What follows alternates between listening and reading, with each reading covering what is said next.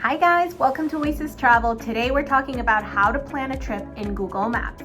If you're new here, I'm Hari, and I've been traveling since I was a little baby, and I've accumulated a lot of tips and tricks over the years, which I'm using to this day. And now that I have my own baby and I work full-time and I go to school, it's actually super important to me to keep travel very efficient and simple so that I can still make time for it because I love it so much. So without further ado, today we're talking about how to plan your trips in Google Maps and create kind of like a shareable itinerary.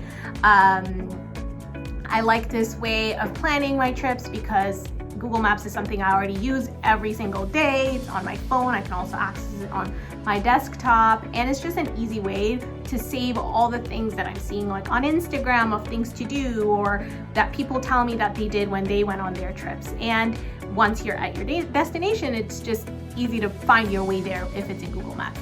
So open your Google Maps app on your phone. At the bottom, you'll see a little tab that says You. Click on that, and at the top of the screen, you'll now see Create New List. Click on that, and you give your list a name. Today, we're going to be talking about the St. Maarten girls group trip that I did last year. So you can name it whatever you want, the location of where you're going, how many days you're going, just something to help you remember what this trip is about. And you can also add a description. You don't have to. I'm adding a description because I want to share this list with you guys. At the end of this video, you can figure out how to do that in case you want to go to St. Maarten. I do think that it was actually one of the best group trips to ever do, especially girls group trips, because I think it's actually probably the only trip where you can easily get 3 stamps on your passport in one easy like 4-day or 5-day trip.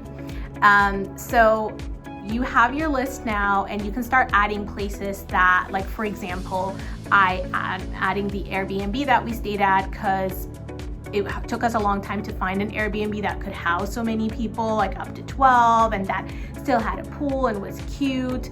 And so I figured that's helpful to know for other people that may want to do a group trip, and the Airbnb link is also in there. So the great thing about this Google Maps list is that you can put notes in the destination or the location you're saving about like what you want to remember about it. So if it's an Instagrammable restaurant or something like the best pizza, whatever, you can add that in there.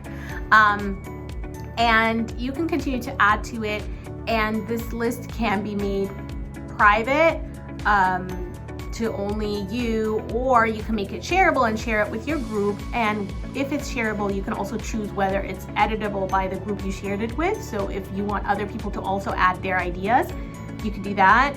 Or in my case, I'm not gonna make that editable, so that way you kind of control what goes in the list and the order of the list.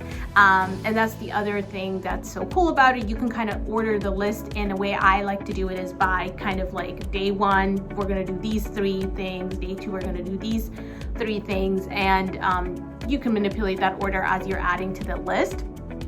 And so I went ahead and added all the things that we did on the trip.